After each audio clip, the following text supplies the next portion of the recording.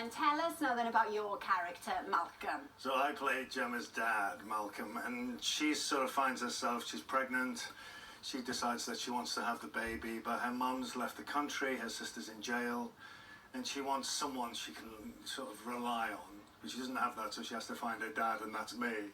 And he's sort of a man-child, really. He's very sort of, it's that thing of when the child has to parent the parent. And he's just an innocent.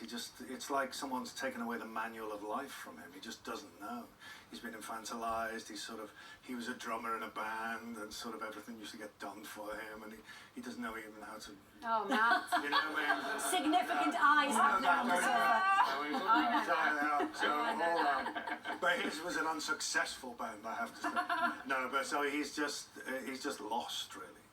And the series is about her needing him, but actually slightly sort of wishing she didn't need him. And they need each other, they move in with each other.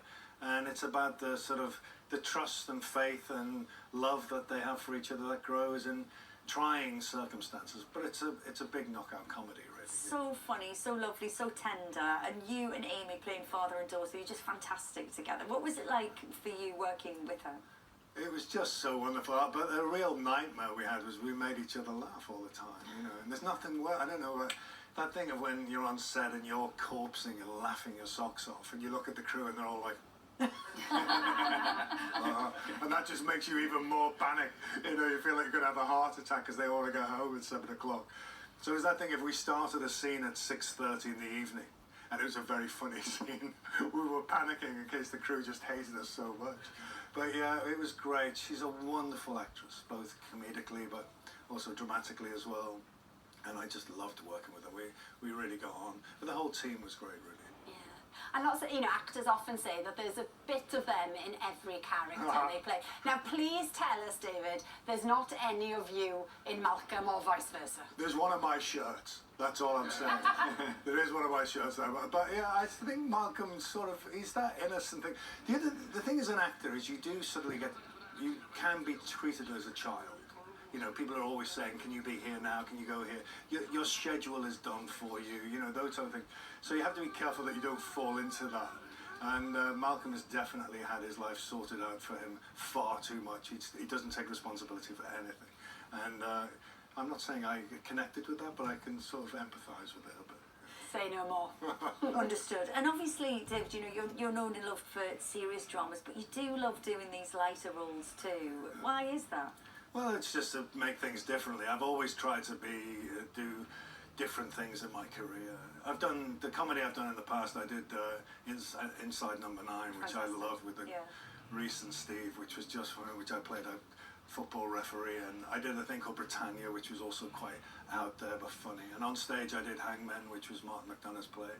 So I enjoy the comedy, but it's just the roles you get given. You know, I've got Sherwood 2 coming out soon as well, which is reprising that role. So I like to mix it up as much as possible. So people love Sherwood. Anything you can, just entice us a bit with some info. Well, the info I can give you is that, we're in the same territory, but life has moved on. But we've got a whole team of new actors: David Herwood, Robert Lindsay, Steve Delane, Monica Dolan are joining us.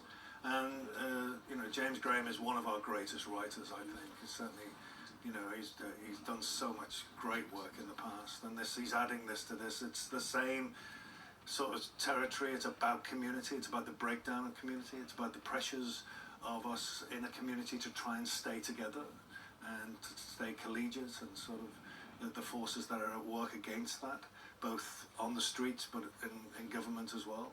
So it's the melting pot inside that sort of those streets and houses, really. And I think the second season is wonderful. I'm so proud to be part of it. We look forward to seeing it. Can't wait for more Sherwood. And Daddy Issues is out on Thursday, 9 p.m. on BBC 3 and iPlayer. And if you haven't watched series 1 of Sherwood yet, then treat yourself. It's still available on iPlayer. And now